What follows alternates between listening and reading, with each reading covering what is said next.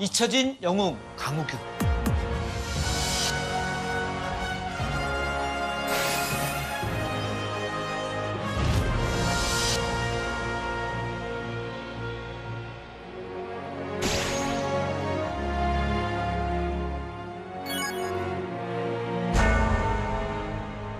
보통 우리가 이제 의열투쟁 그러면 상징적인 인물로 바로 안중근 의사를 생각하잖아요. 근데 안중근 의사도 의거 당시의 나이는 30대 초반의 그런 나이입니다. 윤봉길 의사 같은 경우도 나이가 20대 그 당시에 초반입니다. 그런데 바로 우리가 지금 이야기하고자 하는 강우규 의사 60 그 당시에 그 5세 와. 정도 되는 그러한 노인. 이분은 이제 그 바로 의거로서 조선을 전 세계에 알리고 조선인이 살아있음을 보여주고자 한 그런 대표적인 그러한 인물이 아닌가 이런 생각을 하고 있습니다.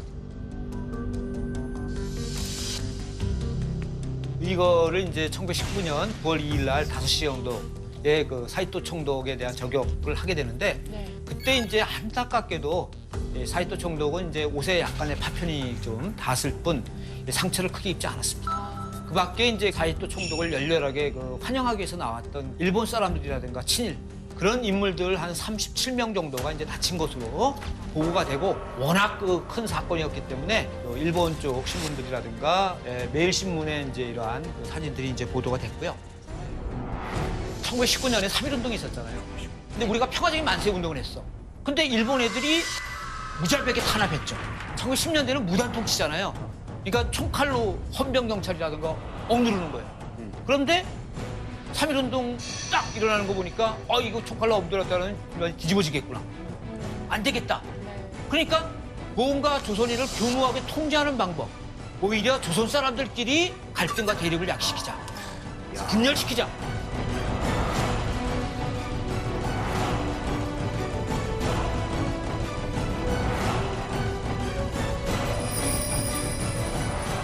이런 정책을 했어요. 그 민족 반역자라는 존재들에게 총칼이 옮겨지게 되는 방향이 그렇게 그렇죠. 되는 그래서 같은 상황이 민족들끼리 됐나요? 싸우게 되는. 그렇죠. 내분인데. 그러니까 자꾸 이제 친일파 처단 문제가 생기는 거죠, 그죠? 이게 정말 교묘해지는 순간이 언제냐면 그 조선인 자본가 중에서도 친일을 아는 사람이 있을 수 있잖아요. 그렇죠. 연계했다는 이유만으로도 그 사람을 뭐라고 할 수는 없는 거잖아요. 물을 계속 타는 거지. 그러니까 물타기 그러니까 소위 하니까 말하면 요새식으로 하면 물타기죠. 오. 그러니까 상호 간의 믿을 그 수가 불신이 있죠. 감시. 사실은 이제 그 이때부터 또 항일의 또 다른 면, 친일이라는 부분들이 이제 전개되기 시작하고 31년의 만주사변, 37년의 중일전쟁, 41년의 태평양 전쟁 이러면서 이제 친일 기관이나 조직 이런 것들이 더 확대 재생산된다라고 이렇게 좀 볼 수가 있습니다. 근데 그 시발점을 만든 사람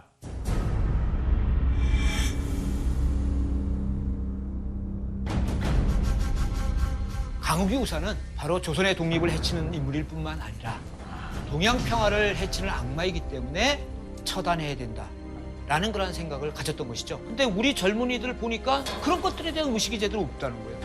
뭔가 조선이 살아있다. 그리고 나 같은 늙은이조차도 이렇게 나가서 투쟁하는데 젊은 것들인데 이들 뭐하냐. 정신 차려라.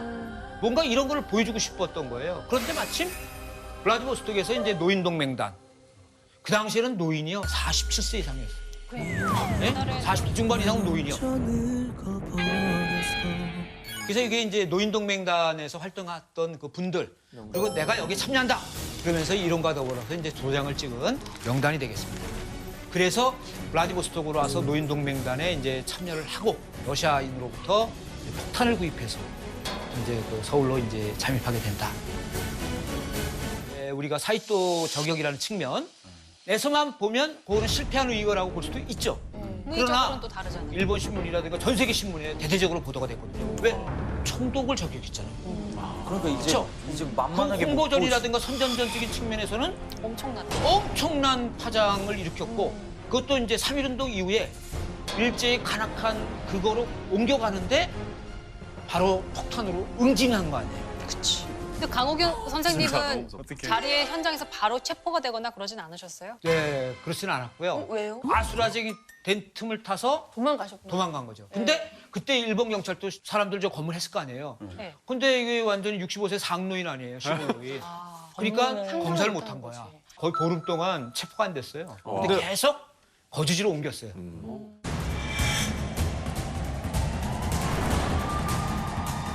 근데 네? 결정적으로 어떻게 저분이 이제 감옥에 가게 되신 건가요? 어떻게 그게 또 잡혔어요? 이제 이게 참 모든 게 다 밀점이에요. 대반장. 또 대반장. 밀고 결국은 그럴 줄 밀고. 알았어. 그러니까 그 당시에 독립운동가들 가운데 수많은 밀정들이 있었고 그 밀정의 실체가 사실은 밝혀져야 되는데 아직까지도 제대로 밝혀지지 않은 부분들이 많이 있습니다. 근거들이 없잖아요. 증거물들이. 그러니까. 그리고 밀정이 안 잡히는 이유가 고발 당한 사람은 죽으니까. 그렇죠.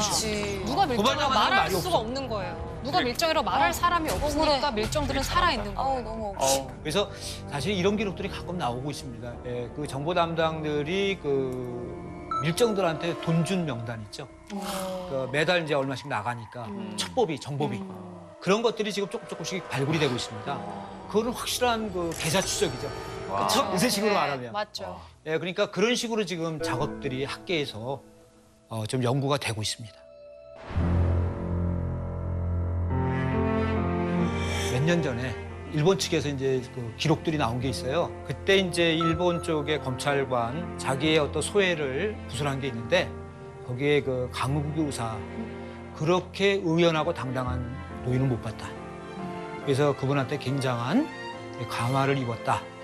사형을 언도받았을 때도 당당하면서도 재판관한테 아주 고얀 놈이라고 소리에 칵 찔러버리는 말이지 재판관을 훈계하는 그러한 어떤 모습. 그 사진을 보니까 너무 마음이 아픈 게 수감 1년 만에 갑자기 너무 많이 늙으셨어요. 고문 같은 거 막 당하고 그러셨을 것 같아요. 수척해졌죠. 그래도 되게 꼿꼿하시네요. 그런데 강욱 의사가 그렇게 의연하고 당당한 모습.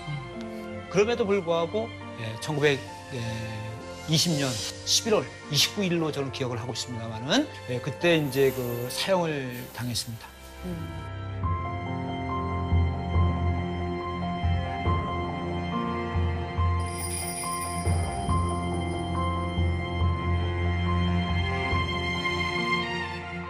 그 다음부터 뭐 직접적으로 강욱 의사의 꼭 역량이라고 할 수는 없지만 의열투쟁이 굉장히 많이 벌어지게 됩니다.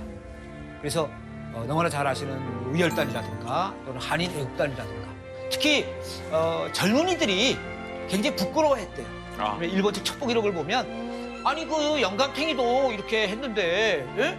우리 젊은 것들이 이거 뭐요? 응? 그러니까 이거 가만히 있으면 안 되겠다고 달라들어야 된다고. 이제 치하에서 항일투쟁을 하신 분은 젊은이뿐만 아니라 사실은 강욱이 의사처럼 노인분들도 하셨고 온 국민이 다 크고 작건 간에 또 조국의 그 독립을 위해서 또 투쟁했고 그런 것들을 이제 그 강욱이 의사를 계기로 해서 좀 더 기억했으면 하는 생각이 듭니다.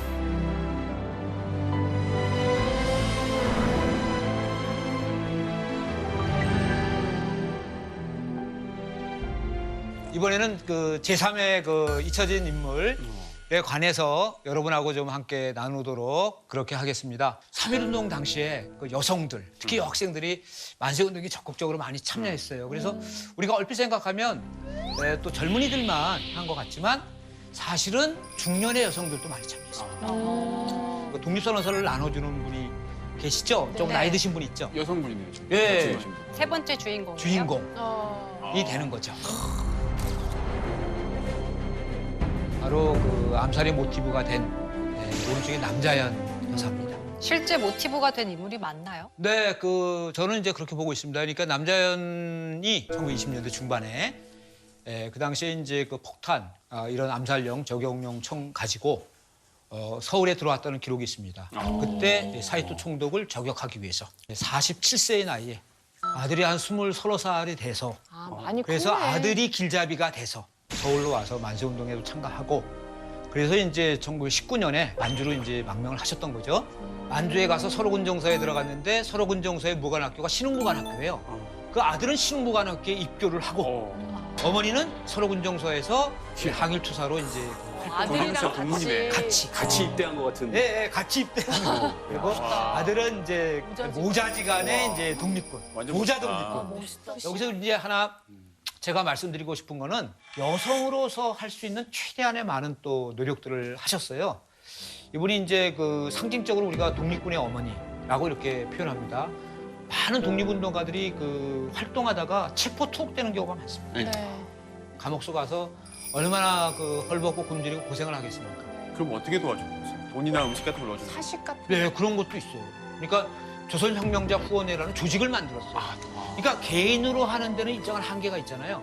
바로 명치금도 놓고 그 가족들 있죠. 아, 가족. 가족들의 생계도 보장해주는 시스템을 만든 거죠. 그 어려운 와중에도 그런 걸 만든 거예요. 그러니까요. 국가가 해야 할 일을 어떻게 그 당시에 독립운동 단체들이 다 그런 걸 갖고 있었어요. 근데 독립운동가 후손들이 참 3대가 설이 맞는다라든가 여러 가지 어렵다든가 그런 이야기들을 했잖아요. 그죠? 네. 근데 이분들은 당대에는 독립운동 단체들에서 자신들의 그러한 어떤 시스템을 갖고 있었던 거예요. 그래야만 독립운동가들이 그 아들, 딸이 또 독립운동을 나선다는 거죠. 그런 힘과 용기를 만들어준 진정한 그 어머니가 누구냐? 그건 바로 남자예요. 특히요, 이게 20년대 중반에 만들어져요. 왜냐하면 바로 사이또, 총독, 이 문화정책을 했고, 또 친일파 양성정책을 했고, 수많은 밀정들이 많이 배출이 됐고, 그러면서 어떻게 많은 독립운동가들이 다 밀정들의 보고에 의해서 체포될 수밖에 없는 바로 우리의 동지인 조선인들 다 항일운동했던 그런 너무 분들. 슬프다. 1931년 9월 18일 날 만주사변을 일으켜서 일본 제국주의가 만주도 점령합니다. 똑같이 한반도처럼. 식민지로 만들고 청나라의 마지막 황제 푸이 황제를 앉혀요. 왜냐하면 만주 사람들이 강하게 저항할까 봐. 그 마지막 황제 영화에 나오는 네. 그 황제. 그 푸이 황제, 마지막 네. 황제, 그 사람.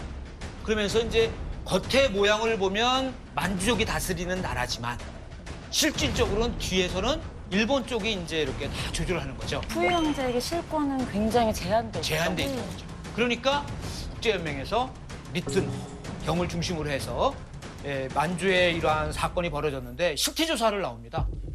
아마 수많은 고민을 했을 것 같아요. 어떻게 하면 일본의 만행을 고발하고 조선의 독립을 알릴 수 있는 가장 효과적인 방법이 무엇이었을까? 그 고민의 어떤 결정체가 바로 혈서, 단지 이것이 아니었나. 우리 조선민족은 강하게 조선의 그 독립을 원한다. 그래서 이제 그 혈서를 씁니다. 조선 독립원, 원할 원자. 그거를 이제 그 전달하는 그러한 어떤 그 독립청원이라 그럴까요? 더불어서 근데 뭐 리튼경한테 제대로 전달이 안 된 것 같아요. 혈서도 안 간 거죠. 네. 그러니까 이거 참 접근이 용이하지 않으니까 호텔 쪽에 인력거들 얼마든지 갈 수 있잖아요. 그죠? 예? 그러니까 이제 돈도 주고 부탁을 했는데 우리 관점에서 굉장히 나이브한 거죠. 그렇죠. 순진한 참, 거죠. 그죠? 돈만 가지고 뭐 튄 거네요. 그렇죠. 밀정일 수도 있지. 그러니까 이제 그 인력거 그 부분에 대해서 고생 밀정이야.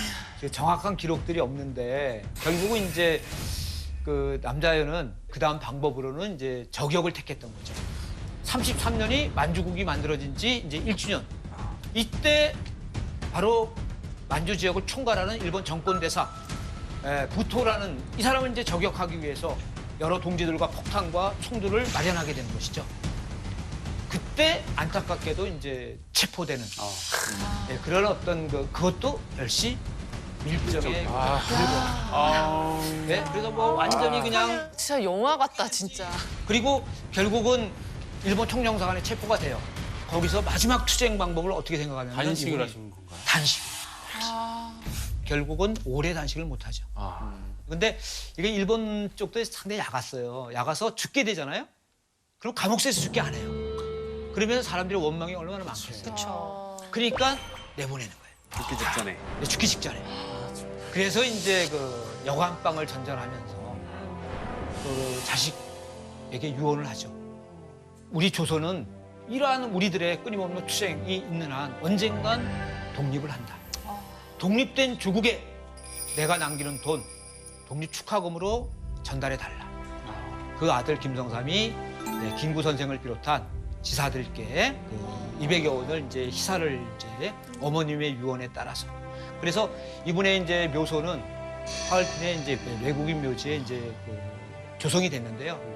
근데 이제 지금은 그 묘소는 다 헐리고 남자인 여사의 유해라든가 이거는 지금 어디 갔는지 찾을 수 없는 그러한 유해도 못 좀 찾았어요. 안타까운 그런 상황에 처해 있다. 그리고 지금 현재 우리 수많은 독립운동가들 있죠.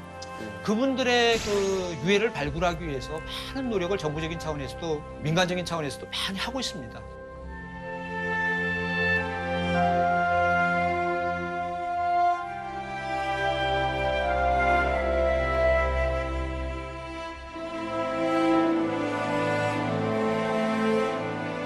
그런데 사실은 우리가 상당히 늦은 시기죠. 해방된 직후에 만약에 그걸 했다면 보다 많은 그러한 그 유해들을 발굴하고 보존하고 관리했을 텐데 그럼에도 불구하고 우리가 우리 대한민국을 위해서 노력했던 사람, 우리 정부는 영원히 잊지 않는다라는 것을 좀 알릴 필요가 있다라는 그러한 말씀을 드릴 수 있겠습니다.